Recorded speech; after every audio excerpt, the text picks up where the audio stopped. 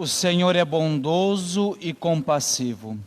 Estimado diácono, queridos irmãos e irmãs, uma saudação e acolhida muito especial aos nossos catecúmenos que hoje foram oficialmente introduzidos neste processo catecumenal, processo de preparação para receber os sacramentos da iniciação cristã. A palavra de Deus hoje vem nos falar ao mesmo tempo de algo que, de certo modo, alivia o nosso coração, porque vem falar da paciência de Deus para conosco, mas também essa mesma palavra vem nos advertir para que nós não nos deixemos levar pela ideia de que, porque Deus é paciente, de que nós podemos ir procrastinando a nossa conversão, a nossa mudança de vida para qualquer outro dia, qualquer outro momento, mas nos chama a necessidade de estarmos atentos e procurarmos a nossa conversão neste instante, procurarmos a nossa conversão hoje, agora. O Santo Evangelho, ele é colocado em dois momentos. Primeiro, algumas pessoas vão até Jesus e dão a ele, comentam com Jesus um fato, algo que se sucedeu com alguns galileus, que Pilatos mandou matar e misturou o sangue deles com os dos sacrifícios no templo. E Jesus, logo depois, recorda uma outra situação que também acontecera em Jerusalém, onde uma torre, a chamada Torre de Siloé, caiu sobre 18 pessoas e levou estas mesmas também à morte. Então, são duas realidades, diríamos assim, trágicas, que são colocadas logo no início.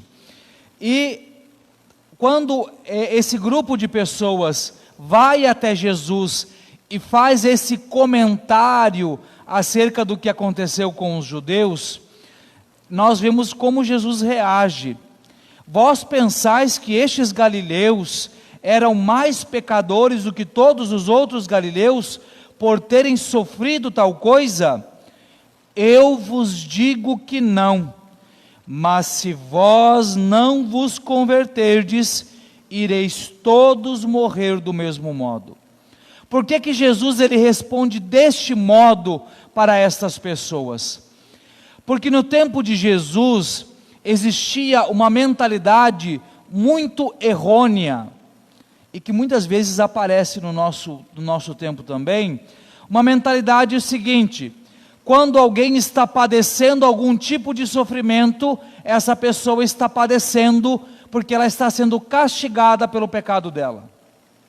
Quantas vezes, por exemplo, no Evangelho, quando aparece a situação de alguém que é cego, que é surdo, que é coxo, que é paralítico, que é leproso, e as pessoas falam assim: será que essa pessoa é isso por causa dos pecados dela ou por causa dos pecados dos seus pais? A mentalidade deles era essa: se está padecendo é porque tem culpa.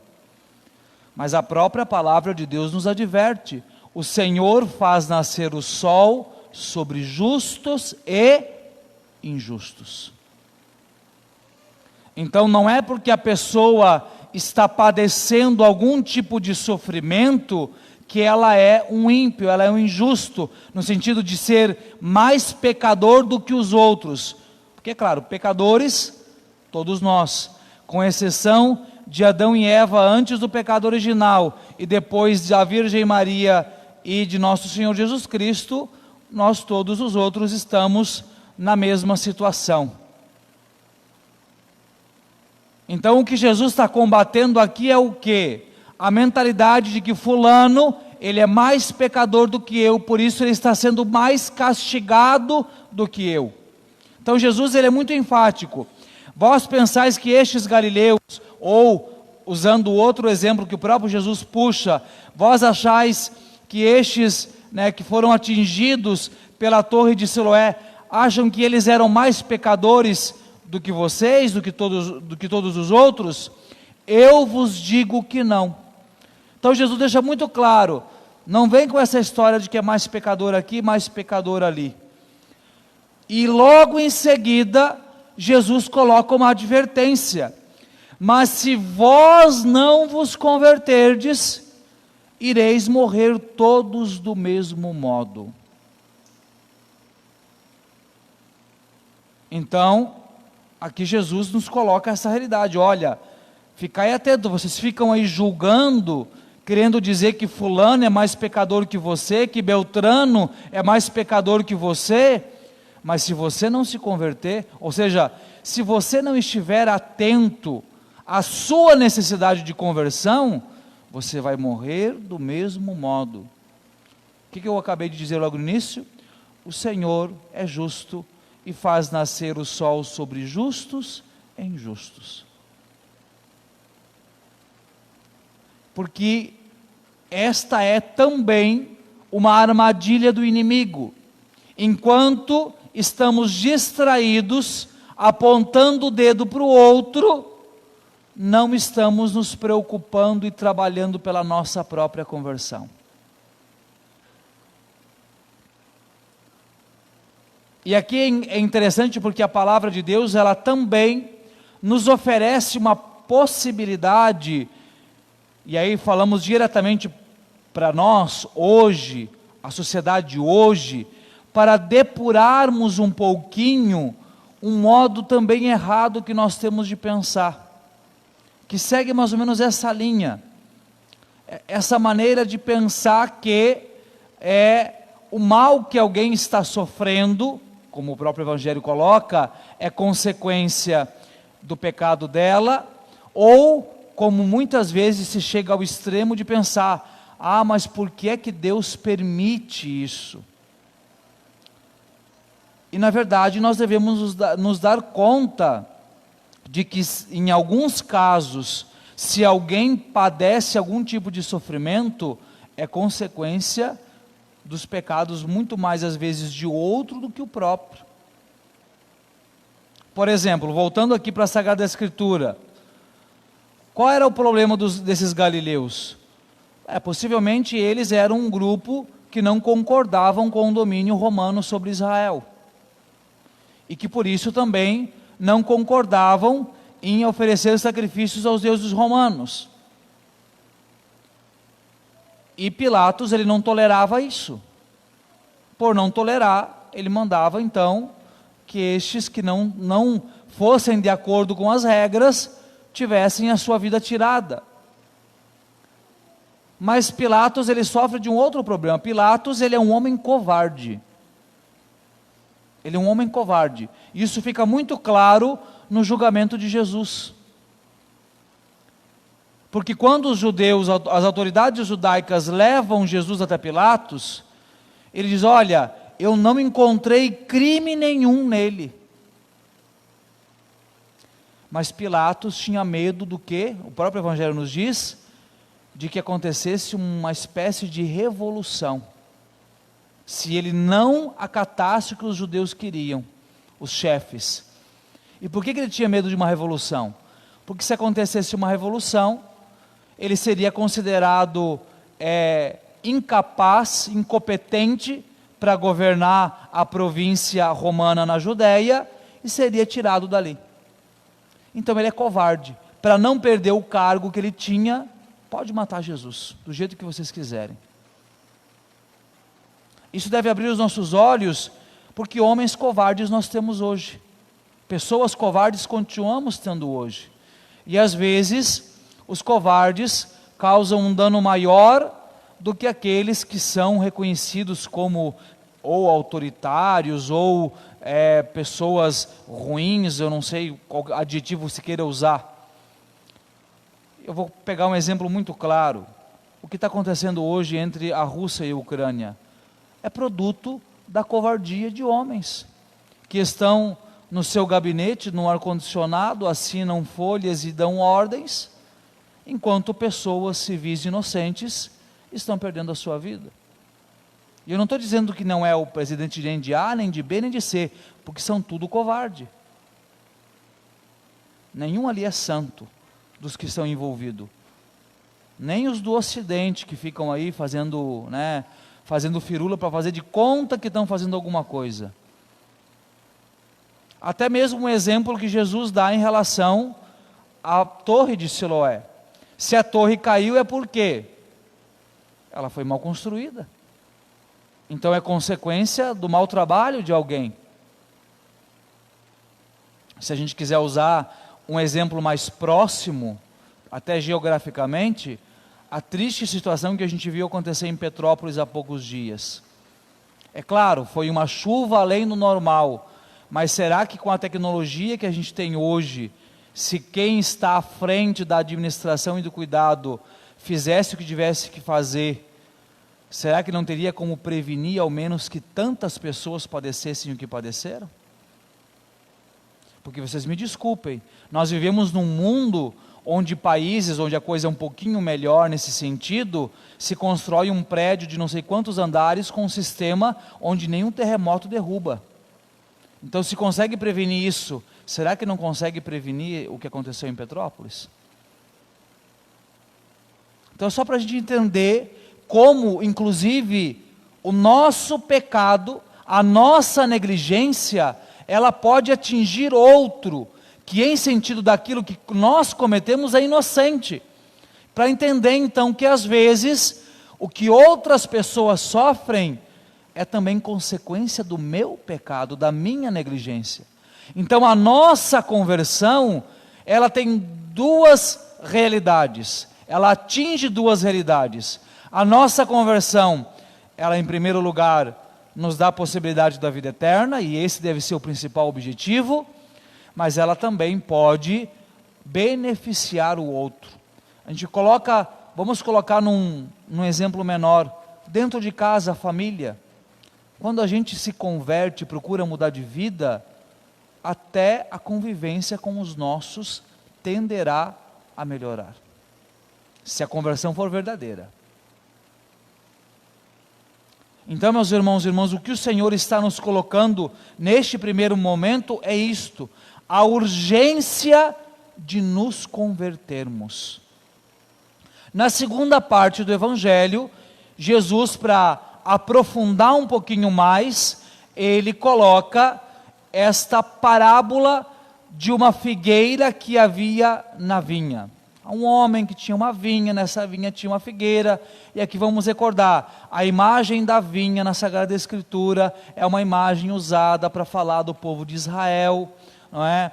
Também o Senhor fala dessa figueira que está plantada na vinha. Então este homem é Deus, e diz Jesus que o homem manda o vinhateiro, ou seja, o agricultor que cuida da vinha, cortar a figueira, porque já faz 3 anos que ele vem procurar figos, frutos, e não encontra. Santo Ambrósio, um padre da igreja do século IV, ele tem uma interpretação muito interessante dessa passagem. Ele diz o seguinte: quando Jesus fala que o dono da vinha, ele veio por 3 vezes, ele faz uma alusão à história da salvação. Porque Deus veio a Abraão, Deus veio a Moisés, Deus veio à Virgem Maria. Ou seja, o Senhor veio pela aliança em Abraão, pela lei em Moisés, pela carne em Jesus Cristo, pelo seio da Virgem Maria. E das 3 vezes o Senhor não encontrou frutos na figueira. Lembrando, a figueira, a vinha, é a imagem de quem? Do povo de Israel. E as 3 vezes que o Senhor veio, pontualmente, claramente, não encontrou frutos. Por isso, o Senhor manda que seja cortada a figueira. Mas o agricultor, que aqui é ao mesmo tempo a imagem do próprio Cristo e será a imagem da igreja, pede: Senhor, não a corte, deixe mais esse ano, vou cavar ao redor, vou amaciar a terra e vou adubar. Se no próximo ano ela não tiver dado fruto, então o Senhor mesmo a cortará. O mesmo Santo Ambrósio segue dizendo: quando o vinhateiro pede que não seja cortada, mas que dê mais um ano para fazer este processo, ele deseja amaciar o coração endurecido dos judeus com a enxada apostólica da pregação e adubar com a virtude da humildade. Porque é a palavra de Deus que amacia a dureza do nosso coração. É o Evangelho, é a boa nova, quando anunciada corretamente e quando acolhida por nós, que vai tirando essa dureza do nosso coração. E é interessante porque quando ele fala do adubar e da virtude da humildade, no latim a palavra humus significa algo apodrecendo, ou esterco, ou coisas apodrecendo, o que era o adubo na época, né? Não existia adubo químico como hoje. E então essa palavra humus, ela é também do latim o radical para a palavra humildade. Então adubar com a virtude da humildade. E aí a gente vê, quando a gente volta para o início do Evangelho, que a postura daqueles que foram tecer comentários com Jesus sobre os galileus é uma postura de orgulho. Eles sofreram isso, nós estamos aqui. Eles são mais pecadores, nós somos mais santos. É uma postura de orgulho. E é essa postura que também endurece o coração, que impede o coração de gerar os frutos de conversão que são necessários. Por isso é preciso amolecer o coração com a enxada da pregação apostólica e adubá-la com a virtude da humildade. Para reconhecer, porque, meus irmãos e irmãs, somente pela virtude da humildade reconhecemos quem nós realmente somos e o quanto precisamos de conversão e o quanto precisamos de Deus. Mas esse pedido que o vinhateiro faz ao Senhor também nos revela aquilo que ele dizia, a paciência de Deus. A paciência porque ele veio um ano, não encontrou, veio então pela aliança, não encontrou, veio pela lei não encontrou, veio pela carne, não encontrou, mas com paciência continuou, e diante do pedido do vinhateiro, mais uma oportunidade. Aqui nós nos lembramos o que nos também diz a palavra de Deus: o Senhor não nos trata como merecem nossas faltas. E vamos ser sinceros, gente, se Ele nos tratasse como merecem nossas faltas, nós estaríamos numa situação muito complicada. Mas quando falamos da paciência de Deus, devemos ter cuidado também por uma coisa: não devemos procrastinar a nossa conversão, não devemos abusar da misericórdia e da paciência de Deus. Não, depois eu me converto, um dia, quem sabe, não sei. Aqui eu gostaria, para encerrarmos também a nossa reflexão, citar o pensamento de dois santos. Primeiro, Santo Agostinho, justamente um santo que foi convertido pela pregação de Santo Ambrósio. Santo Agostinho dizia: eu tenho medo da graça que passa. Eu tenho medo da graça que passa. Ou seja, eu tenho medo de que a graça passe e eu não aproveite essa graça. Eu vou usar um ditado popular para ficar mais claro: cavalo encilhado passa uma vez só. Se você não montou, não monta mais. E é preciso que nós tenhamos o temor de que a graça de Deus passe. Então, se a graça de Deus, de algum modo, pela palavra, por um fato, por uma situação, se a graça de Deus está passando, e ela passa em nossas vidas várias vezes, não deixe de aproveitar, não deixe de procurá-la, não deixe de se lançar nessa graça, não deixe de deixar que essa graça te transforme, te converta hoje. Eu vou abrir um parêntese, porque era só 2, mas o padre lembrou agora de um outro, que como é popular, eu acredito que ajuda. Todo mundo aqui, eu acho que já viu uma imagem, uma gravura de Santo Expedito.